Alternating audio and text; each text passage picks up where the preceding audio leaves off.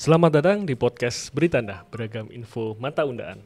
Bersama saya Bimo, host Beritanda, yang akan menyajikan beragam informasi kesehatan dan gaya hidup sehat. Bagi kanca sehat yang ingin mendengarkan audio file Beritanda, dapat didengarkan melalui Spotify. Kanca sehat juga bisa menyaksikan tayangan Beritanda kali ini di akun YouTube RS Mata Undaan. Kanca sehat, bagi kanca sehat mungkin sudah banyak yang tahu tentang Rumah Sakit Mata Undaan.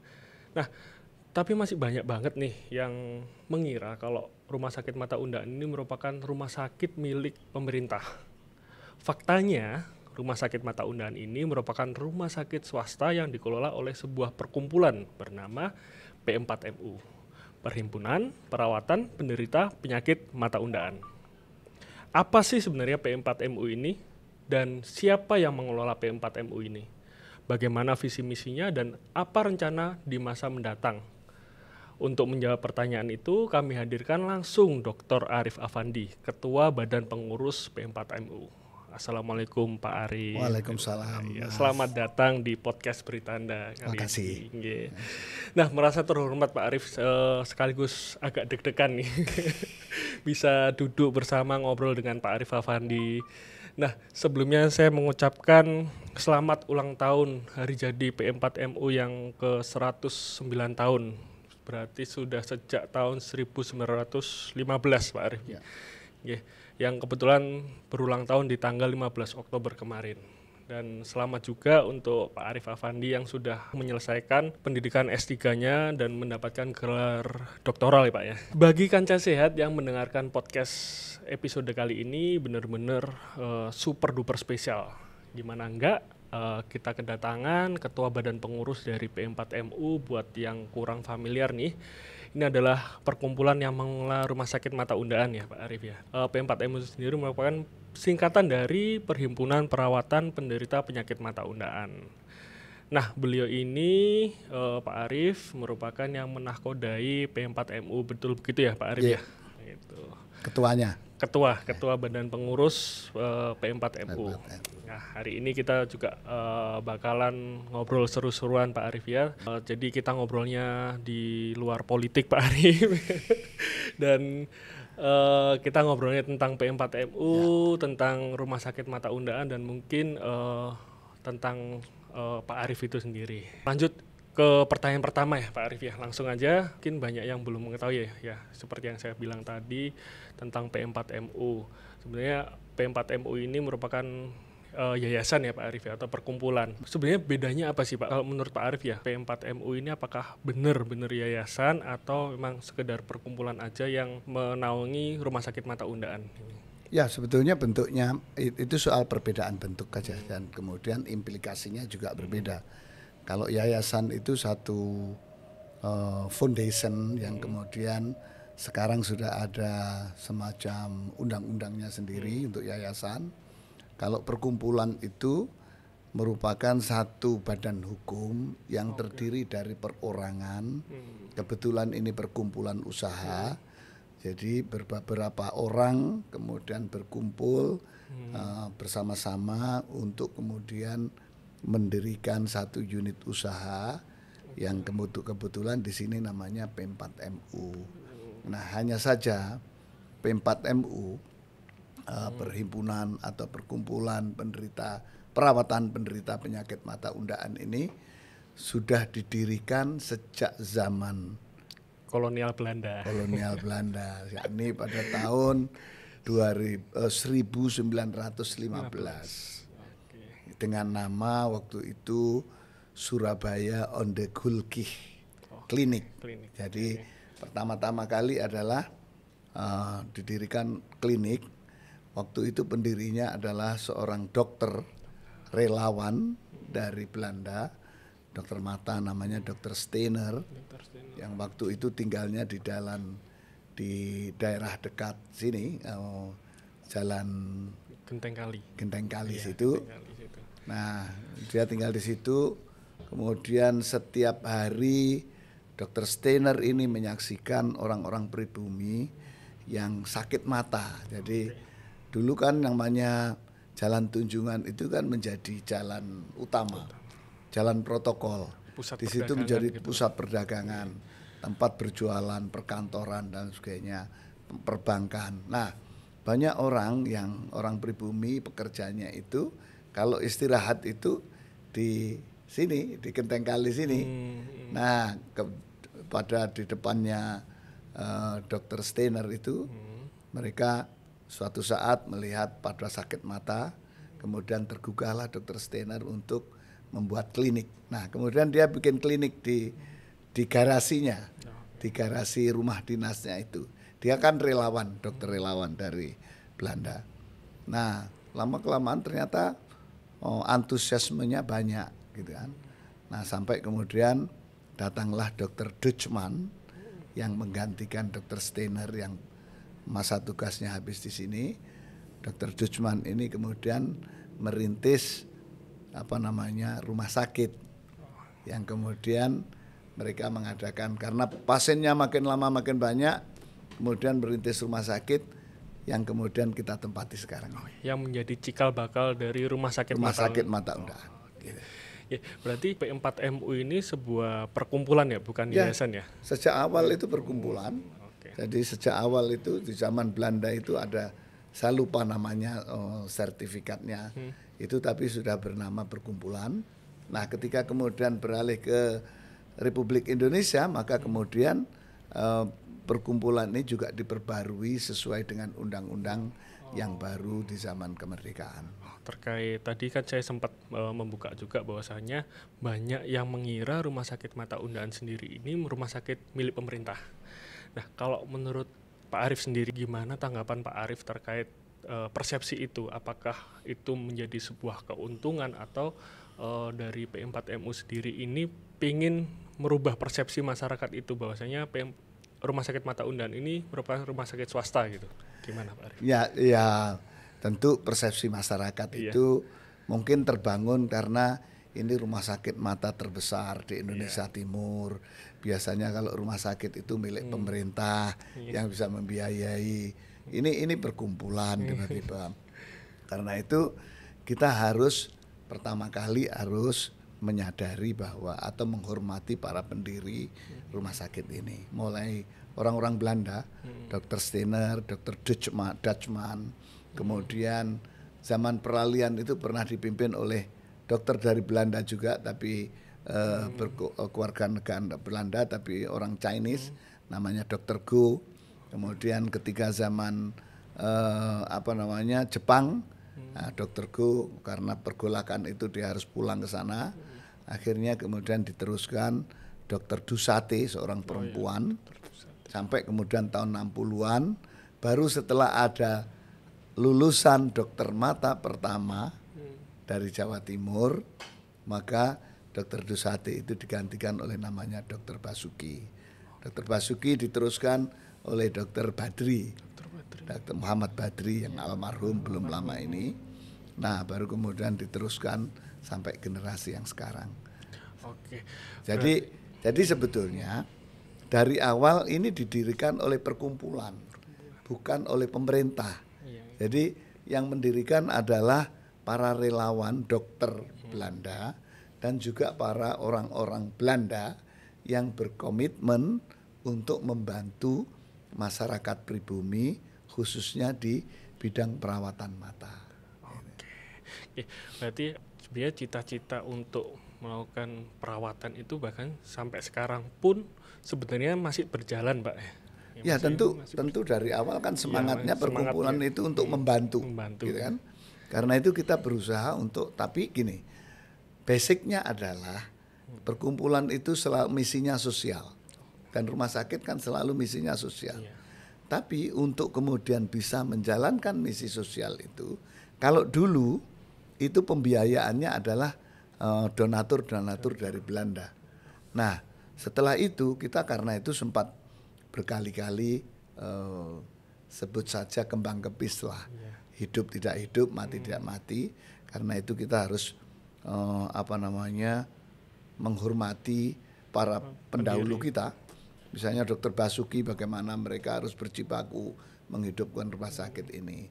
Dr. Badri, bagaimana beliau yang tadinya adalah dosen Universitas Erlangga dan kemudian juga PNS di Dr. Stomo, beliau rela meninggalkan PNS-nya itu untuk fokus ngurusi Rumah Sakit Mata Undaan. Karena itu kami sebagai penerusnya, dedikasinya adalah bagaimana meneruskan warisan yang diberikan oleh para pendahulu-pendahulu kita ini untuk menjadi rumah sakit unggulan di perawatan penyakit mata. Ya. Ngobrolin tentang meneruskan cita-cita ya dia. Waktu Pak Arief memutuskan untuk bergabung dengan P4MU, sebenarnya apa sih yang di benaknya Pak Arief dulu itu sehingga memutuskan Pak Arief mau bergabung dengan P4MU itu? Ya, saya dulu yang merekrut saya itu namanya Pak Dulatif. Pak Dulatif itu adalah ketua P4MU sebelum saya, chairman. Waktu itu setelah saya dan ketika saya kan pernah menjadi wakil wali kota Surabaya. Ketika saya wakil wali kota itu kemudian pernah diminta oleh bapak-bapak di sini untuk meresmikan selesainya pembangunan gedung di depan. Nah, dari situlah kemudian kita terus punya relasi yang baik dengan para anggota P4MU di sini. Walhasil kemudian saya ditarik untuk ikut di sini. Nah, setelah Pak Dul sudah lama ingin ada penyegaran, maka para anggota memilih saya untuk menjadi ketuanya. Nah, bagi saya adalah ini menarik bagaimana kita menjaga satu warisan masa lalu, heritage berupa rumah sakit di yang punya sejarah panjang dan kemudian menjadi terbesar di Indonesia Timur untuk tetap eksis. Kemudian di abad berikutnya menjadi sesuatu yang besar, sehingga apa yang ditinggalkan oleh pendahulu kita ini nanti akan bermakna terus sampai kapanpun. Nah, saya tertantang untuk itu, tertantang untuk bagaimana membangun, meneruskan, memimpin perhimpunan ini, perkumpulan ini untuk mengembangkan Rumah Sakit Mata Undaan. Nah, tentu Mas, ekosistem, lingkungan, kondisi eksternal, kemudian tata kelola rumah sakit, teknologi perumasakitan, medical, ilmu medisnya, itu kan terus berkembang, terus berubah. Karena itu cara mengembangkannya pun juga harus berubah. Kalau kemudian kita pengen tetap eksis. Misalnya karena itu kita begitu saya diminta untuk menjadi ketua, saya berusaha untuk bagaimana agar rumah sakit itu terlihat modern. Karena itu alat-alat medisnya juga kita berusaha untuk mengikuti sesuatu yang paling aktual, paling canggih. Ya. Nah, siapa aja sih sebenarnya yang menemani Pak Arief yang bekerja bersama di balik P4MU ini? Siapa aja sih Pak orang-orangnya itu? Ya, tentu pertama adalah perkumpulan itu ada anggotanya. Ya. Menurut anggaran dasar anggotanya ada 13 orang. 13 orang itu kalau boleh ada Dr. Widodo, ada Dr. Slamet, dulu mantan dirutnya Rumah Sakit Dr. Stomo, kemudian ada Dr. Sujarno yang dulu mantan direktur, ada Dr. Ria, ada Pak Mubarok, ada Pak Anwar, ada Pak Wisnu Broto, ada Pak Ontot, saya sendiri, dan mereka itu bergabung yang kemudian bertanggung jawab sebagai anggota untuk kemudian keberlanjutan rumah sakit ini. Nah, setiap tahun anggota ini kemudian memberi ada rapat anggota namanya. Rapat anggota tahunan yang menentukan program-program tahunannya. Siapa yang menjalankan program-program tahunan itu? Ya tentu adalah badan pengurus. Badan pengurusnya dipilih ada 3 orang, ketuanya saya, sekretaris saya Pak Wisnu Broto, kemudian bendaharanya Pak Ontot Murwanto. Nah, 3 badan pengurus ini didampingi oleh badan pengawas. Yang pertama adalah ketuanya Pak Widodo, Dr. Widodo. anggotanya Pak Abdul Latif dan Pak Selamat. Sekarang ngobrol tentang visi misi dari P4MU yang mana seringkali disebutkan oleh Pak Arief tentang korporatisasi. Ini merupakan salah satu upaya pengembangan dari P4MU.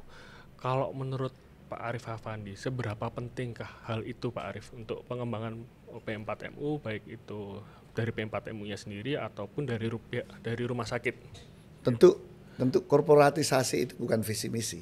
Oh ya. Visi misinya adalah P4MU itu adalah bagaimana memberikan pelayanan terhadap penderita penyakit mata secara optimal dan paripurna, terbaik gitu kan. Nah, bisa memberikan pelayanan kepada masyarakat yang membutuhkan perawatan untuk penyakit mata itu tentu harus kemudian dengan tata kelola yang baik. Nah, untuk tata kelola yang baik itu, maka ketika saya diminta untuk menjadi ketua, saya menggunakan atau menetapkan program yang saya sebut sebagai korporatisasi.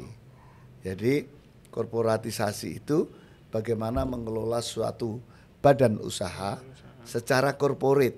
Secara korporat itu tentu dikelola secara transparan, akuntabel, dengan tata kelola keuangan yang benar, kemudian dengan strategi pengembangan yang baik, kemudian sistem karir dari karyawannya yang pasti, sistem gaji yang baik dan sebagainya. Sehingga kemudian rumah sakit mata undaan atau segala unit usaha yang dikembangkan oleh P4MU itu menjadi terus berkembang.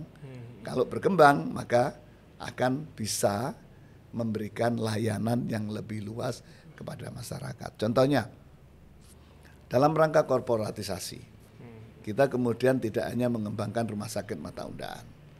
Kita mengembangkan rumah sakit mata undaan ini sebagai pusat layanan one stop service untuk penyakit mata yang terbaik, berusaha menjadi yang terbaik. Peralatannya kita lengkapin. Ibaratnya orang mengatakan di sini ini kalau mobil gitu, kita standarnya premium. Jadi misalnya ya kalau mobil Mercedes-Benz lah, alat-alatnya itu Mercedes-Benz. Nah, tapi kan kita tidak cukup di sini. Kita harus menjangkau yang lebih luas. Karena itu sejak tahun lalu kita mengembangkan klinik mata. Satu, kita kerjasama dengan RSNO di Babat, Lamongan. Kita punya layanan klinik mata, rumah sakit mata undaan di sana. Dan sekarang sudah mulai melakukan operasi katarak. Iya. Jadi sudah ada beberapa yang operasi katarak di sana. Kapan hari kita meresmikan gedung klinik mata atau klinik utama di Sidoarjo. Ini sedang menyelesaikan izin operasionalnya. Mudah-mudahan akhir tahun ini kita bisa mulai operasional. Kita juga sedang mengembangkan nanti klinik mata juga di Pare, Kediri. Nah, korporatisasi itu adalah jalan. Korporatisasi itu adalah strategi untuk agar kita bisa berkembang, dan dengan berkembang itu kita bisa memberikan pelayanan yang lebih luas kepada masyarakat sesuai dengan misi dan visi yang ditetapkan oleh para pendiri kita, termasuk para pendiri dokter-dokter relawan dari Belanda di masa lalu. Unit bisnisnya sudah lumayan banyak ya Pak ya saat ini, dari rumah sakit mata undaan, terus habis itu dari nanti ada klinik. Ya, apa aja sih Pak bisnisnya? Ya kemudian yang berkembang kita ada klinik kita, klinik mata, satu di Babat, kemudian kedua di Sidoarjo. Kita juga punya klinik Pratama di Pare, yang nanti segera kita kembangkan lagi. Ada klinik utamanya, terutama klinik khusus untuk mata di sana. Di luar itu kita punya yang lebih sosial, itu namanya CDC, Cornea Donation Center. Jadi semacam ini lembaga non profit gitu ya. Non profit yang kemudian kita biayai dari hasil usaha kita untuk membantu orang-orang yang sudah tidak lagi punya harapan untuk disembuhkan matanya dan hanya bisa dibantu melalui transplantasi Kornea. kornea mata. Itu kan tadi banyak banget ya terkait Pak Arief ngobrolin tentang visi misi, terus habis itu sejarahnya, terus unit bisnisnya. Sebenarnya selama Pak Arief bergabung di P4MU, apa sih momen berkesan yang paling Bapak rasakan saat bergabung dengan P4MU ini? Banyak. Saya ini basicnya kan bukan dokter. Saya kan basicnya bukan dokter.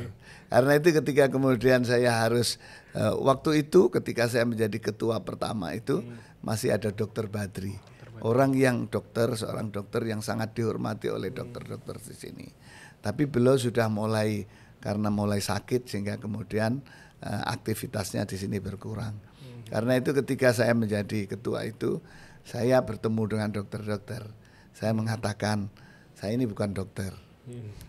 Menurut teman saya itu, menurut teman ini, menurut orang ada 3 profesi yang paling sulit untuk diatur. Apa itu 3 profesi itu? 1, profesi wartawan. Wartawan itu sulit diatur. Kebetulan kan saya basicnya wartawan. Dan saya pernah memimpin wartawan, koran terbesar kedua di Indonesia. Kemudian yang kedua seniman. Seniman itu sulit diatur. Pokoknya karena punya otonomi sendiri, merasa punya otonomi, karena punya perlindungan profesinya, itu sulit diatur. Merasa paling pintar sendiri. Nah yang ketiga kata teman saya ini, mohon maaf, itu dokter. Nah karena itu ketika saya memimpin di sini, saya berkesempatan untuk menyelami bagaimana bekerja sama dengan dokter-dokter yang masuk dalam 3 kategori profesi yang susah dipimpin itu tadi. Alhamdulillah ternyata kita bisa bersama-sama dan selama saya memimpin ada pertumbuhan atau growth atau perubahan yang sangat signifikan dari yang tadinya mungkin ya nyon sewu P4MU hanya menangani hal-hal yang sifatnya teknis saja, yang sifatnya sarana prasarana. Kemudian sekarang sudah mulai sedikit demi sedikit bersama-sama dengan dokter itu mulai mengubah culture, menggeser culture budaya layanan yang tadinya berdasarkan pokoknya menurut saya bagus, tapi sekarang mulai bergeser bahwa yang layanan yang bagus itu adalah yang bagus menurut customer. Berarti customer oriented Pak ya? Iya, kita ini kan industri, kita ini kan layanan, ya kan? Kita ini kan jasa. Karena itu jasa itu basicnya, lihatnya harus dari customer. Apa yang dimauin customer? Nah, kita harus menyesuaikan diri. Karena itu kan sekarang mulai misalnya pendaftaran tidak perlu ke sini antri, mulai online. Nanti kemudian semua orang di mana saja bisa mendaftar online dan dilayani di tempat-tempat kita punya klinik. Jadi tidak harus ke Surabaya. Misalnya, suatu saat mungkin dokter hebat-hebat kita yang keliling ke klinik itu, bukan kemudian pasiennya yang harus datang ke sini. Nah itu yang pergeseran culture yang sedang terjadi di Rumah Sakit Mata Undaan. Oke, itu kan berarti mulai sudah banyak ya Pak pergeserannya, budaya korporatnya itu kan mulai banyak yang bergeser. Mungkin untuk 5 tahun atau 10 tahun ke depan nih Pak Arief, apa sih sebenarnya cita-cita dari Pak Arief selaku Ketua Badan Pengurus atau mungkin dari P4MU sendiri secara keseluruhan, P4MU ini nanti 5-10 tahun ke depan itu cita-citanya gimana Pak? Kami sih sudah menentukan semacam rencana strategi bisnis sampai akhir, tapi tentu tidak semuanya harus kita buka ya. Tapi yang pasti kita pengen 5 tahun lagi kita tidak hanya punya rumah sakit di Surabaya, kita pengen punya rumah sakit mata di tempat-tempat lain selain klinik-klinik mata yang ada. Amin. Kemudian juga karena ekosistem regulasi tentang perumah sakitan juga berubah. Maka kemudian kita pengen mengikuti perubahan di eksternal itu, di ekosistem itu. Misalnya kalau kita ini kan termasuk usianya sudah hampir, rumah sakitnya sudah hampir 1 abad. Perkumpulannya, kalau kliniknya sudah 1 abad lebih. Karena itu kita punya keahlian yang punya track record yang panjang sebagai rumah sakit. Kita punya dokter-dokter yang hebat. Karena itu kita pengen juga menjadi rumah sakit yang mendidik para dokter-dokter yang hebat di Indonesia. Selain sebagai pusat layanan kesehatan, berarti juga sebagai pusat pendidikan juga besar ya untuk cita-citanya benar. Mungkin yang Bapak rasakan tantangannya itu yang terbesar itu kayak gimana Pak untuk tantangan-tantangannya itu? Rasanya yang paling selama ini yang paling saya rasakan tantangan terbesarnya adalah bagaimana mengajak semua elemen di P4MU maupun rumah sakit Mata Undaan itu berubah secara cepat sesuai dengan perubahan ekosistem. Kenapa? Karena kita ini lembaga yang sudah mapan sejak lama. Biasanya lembaga yang mapan sejak lama itu agak susah diajak berubah. Jadi untungnya ada beberapa pihak, untungnya kita dibantu misalnya dewan direksinya rumah sakit, ada dokter Sahata itu sangat pro perubahan, kemudian dokter-dokter muda kita juga sangat bagus sekali. Tentu dokter muda ini bisa berkembang karena diterima atau yang senior-senior juga merasa perlu ada regenerasi. Dulu agak susah kita merekrut dokter baru.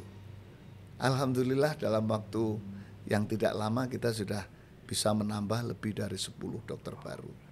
Itu sesuai dengan master plan pengembangan rumah sakit maupun pengembangan P4MU.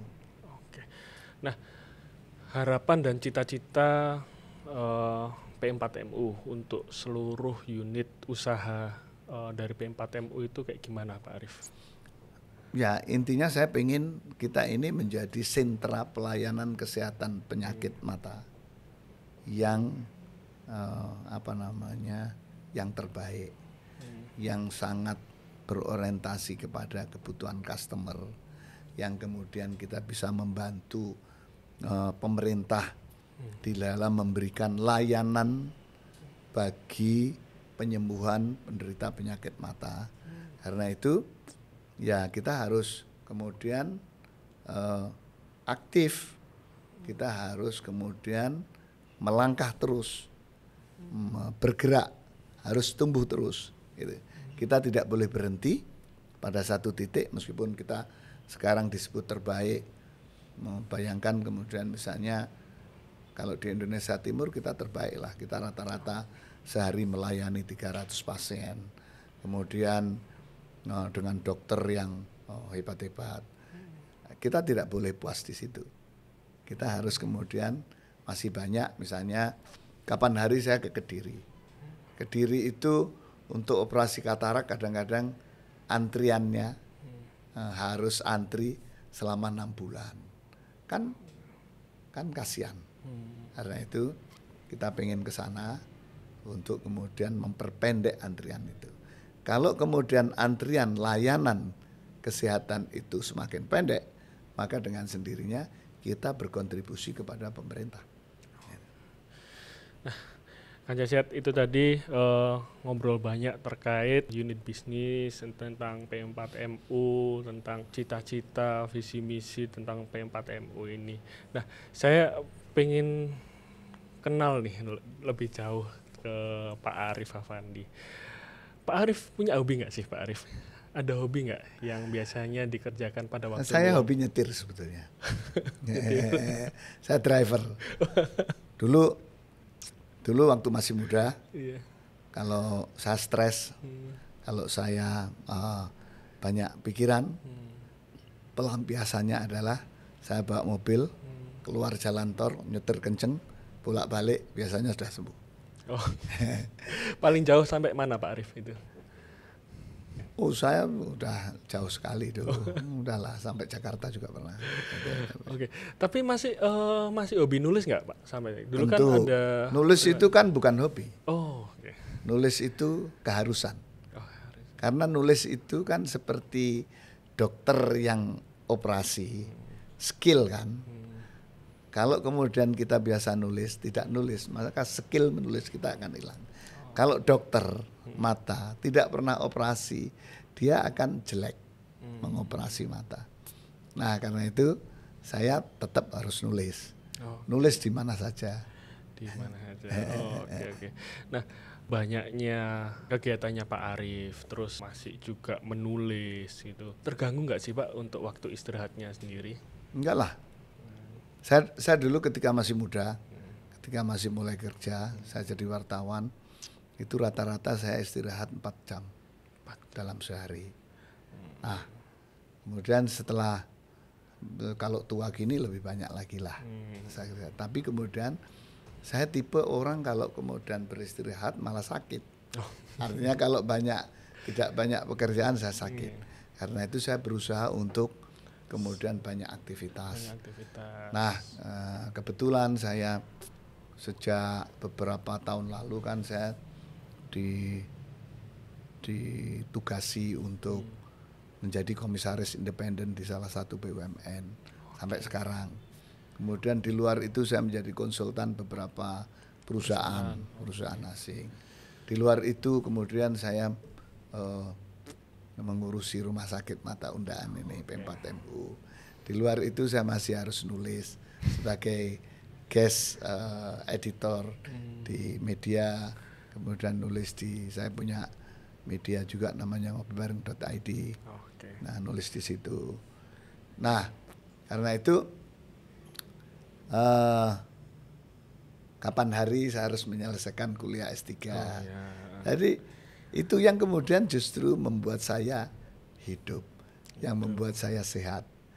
Kalau kemudian saya nganggur banyak, saya malah tidak sehat. Yang bikin happy malah itu Pak ya? Iyalah, jadi pekerjaan jangan dianggap sebagai beban. Menurut saya ya, kalau saya mensikapi apa yang kita kerjakan itu adalah bukan beban. Yang kita kerjakan adalah itu passion, itu sesuatu yang harus kita selesaikan. Nah, karena itu berhasil dan tidaknya itu kan ya sesuai dengan apa yang kita kerjakan. Alhamdulillah, kalau kita serius pasti akan berhasil. Oke, itu dia Kanca Sehat. Jarang-jarang ya kita nguli info, ngobrol-ngobrol langsung dari A1 ini ya. Matur suwun Pak Arief sudah berkenan mampir ke podcast Beritanda Rumah Sakit Mata Undaan, sudah ngasih tips-tips juga tadi di awal take video, terus ketika kita take vokal. Sehat terus buat Pak Arief dan seluruh badan pengurus dan anggota P4MU. Semoga sukses selalu dalam langkah dan usahanya mengembangkan P4MU dan seluruh unit bisnisnya. Ya satu hal yang membuat P4MU berhasil melampaui ini semua kan karena seluruh kinerja dari teman-teman juga kan, para karyawan dari bawah sampai kemudian yang manajemen, para dokter. Jadi ini bukan hasil karya para anggota P4MU saja, tapi kemudian yang utama adalah hasil karya semuanya. Oke, itu dia Kanca Sehat ya. Berarti ini semua keberhasilan semua ini hasil bukan dari jeripayah satu atau satu kelompok saja, tapi dari seluruh keluarga besar ya, dari P4MU, rumah sakit, bahkan klinik atau bisnis usaha lainnya gitu. Nah, Kanca Sehat jangan lupa save di bookmark ya. Bahkan kalau perlu share sebanyak-banyaknya episode Beritanda kali ini. Tetap dukung kami dengan mengikuti segala informasi terupdate dan menarik dari Rumah Sakit Mata Undaan, dan terkait info layanan kesehatan, terkait info apapun itu dari Rumah Sakit Mata Undaan. Nantikan kembali tayangan podcast Beritanda Rumah Sakit Mata Undaan Surabaya, dan di mana mata sehat, nang undaan ae. Oke, terima kasih Pak Arief.